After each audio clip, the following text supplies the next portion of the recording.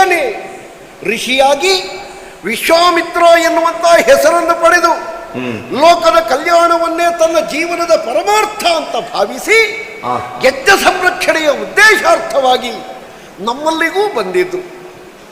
ಮಗನಾದಂತಹ ರಾಮನನ್ನು ಯಜ್ಞ ಸಂರಕ್ಷಣೆಗೆ ಕಳುಹಿಸಿಕೊಡು ದಶರಥ ಹೀಗೆ ಅಂತ ಕೇಳಿದಾಗ, ಹಲ ಸಮಯದಿಂದ ಮಕ್ಕಳನ್ನು ಹೊಂದದೆ ವೃದ್ಧಾಪ್ಯದ ಇಳಿ ಅಂಚಿನಲ್ಲಿ ಪಡೆದಿರುವಂತಹ ಮಕ್ಕಳನ್ನು ಕಳುಹಿಕೊಡುವುದಕ್ಕೆ ಮನಸ್ಸು ಬಾರದೆ ಕಣ್ಣೀರು ಒಸರಿದ್ದೆ. ಆಗ ಅವರು ಹೇಳಿದರು, ತಪೋಗಮ್ಯದ ಕಾಲಗರ್ಭದಲ್ಲೇ ರಾಮನ ಲೀಲೆಯನ್ನು ಕಂಡವರು ನಾವು, ನೀನೇನು ಅವನನ್ನು ಕಳುಹಿಕೊಡುವುದು?